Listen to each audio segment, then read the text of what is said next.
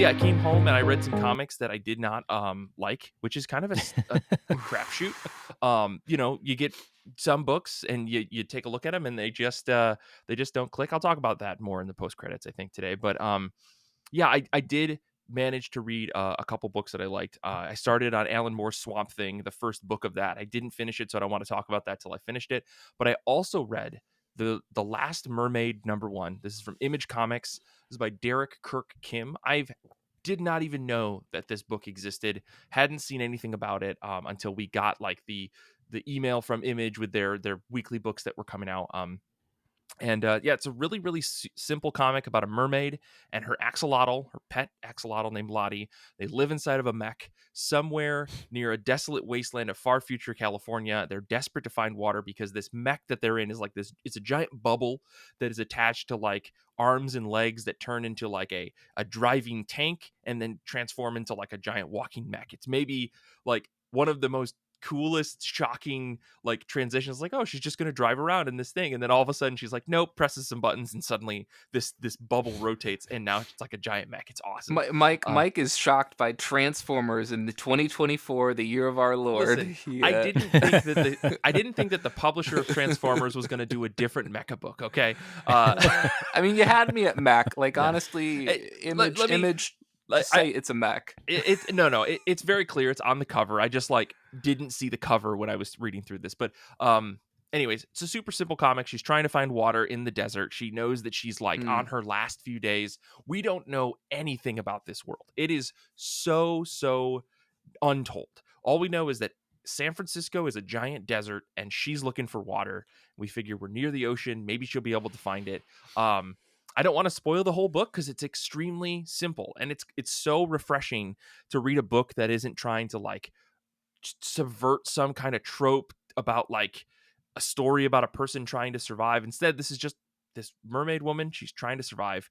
A couple things happen. The book ends on a big cliffhanger. There's a mysterious figure in the background. It's like there's really not a lot to this book, but I think the thing that I appreciated the most, there's no caption box.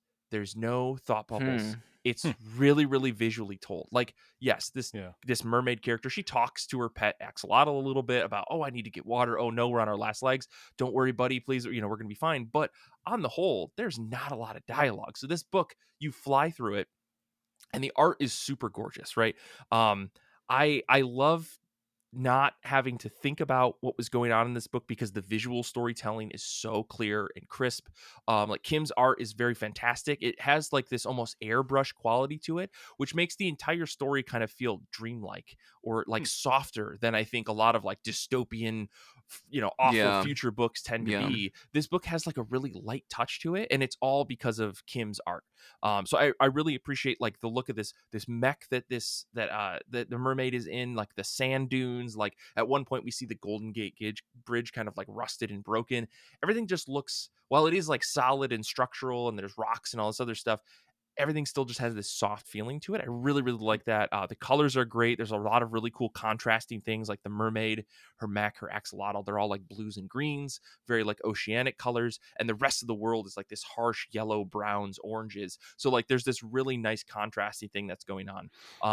But yeah, at the end of the day, we get like zero answers as to why this story is happening, what's happening at all in the book, why the world is like this. And I think that's like 3/4 of like the thing that drew me into the end of this book was like, I didn't know what the hell was going on. And that's a great hook to keep me reading. So I really want to check out #2. So if you're looking for something that's like very straightforward, very simple, I think The Last Mermaid #1 is exactly the kind of book that you should pick up. It's nice and easy.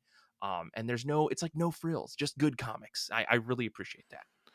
Nice. Mike, Hmm. you described a couple things with this book that made it sound a little all ages friendly, but also it's from Image. So I Yeah. am curious, is this a book that you would say, teenagers and up? Because I mean, it is post-apocalyptic. I don't know how many people Yeah. want to, I mean, what's your thoughts? I would say that, there's nothing that makes me think this couldn't be all ages. Okay. It definitely doesn't appear to be like it doesn't, at least in the first issue, doesn't seem to cover anything that's super mature.